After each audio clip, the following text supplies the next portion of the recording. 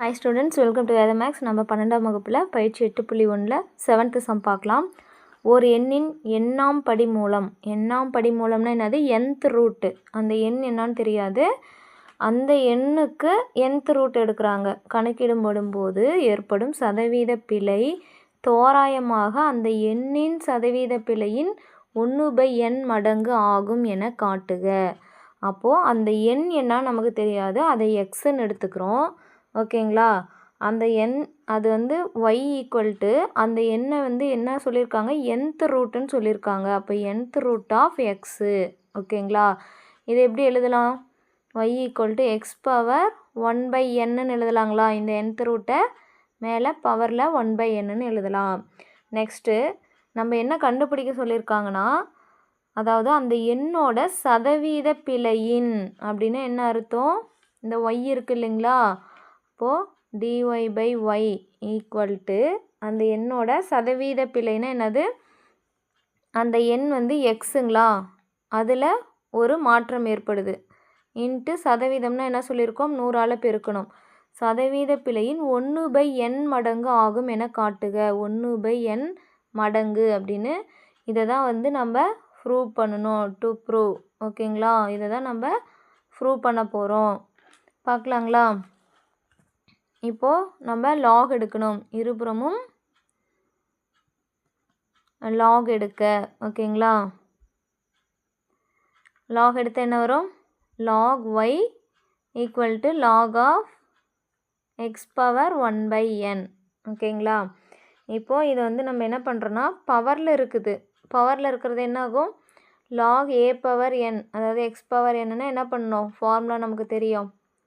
log X power என்னன்னா பவரில் இருக்கிறத முன்னாடி எழுதி n × log x அப்படின்னு எழுதணும். ஓகேங்களா? அப்போது அந்த பவரில் இருக்கிறத முன்னாடி கொண்டு வந்துடலாங்களா?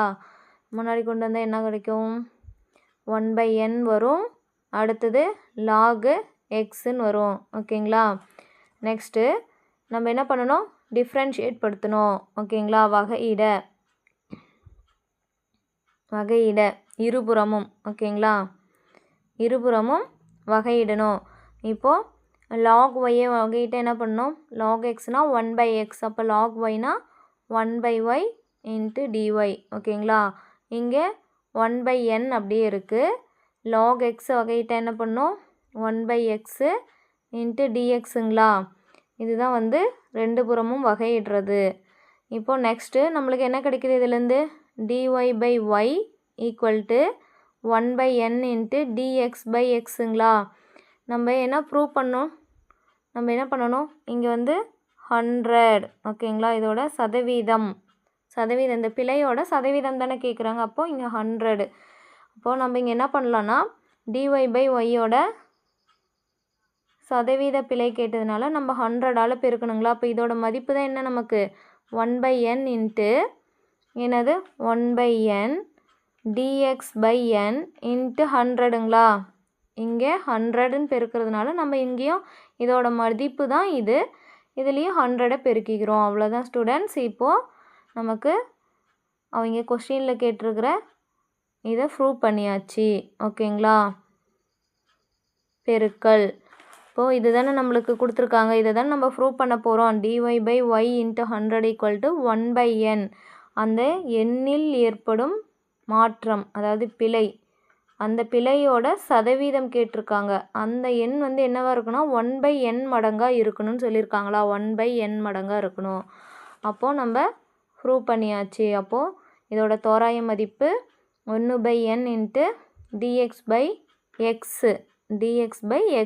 ஓகேங்களா? அந்த எண்ணில் ஏற்படும் பிழை × 100. இப்போ இதை எப்படி எழுதலான்னா 1/n × ஓர் எண்.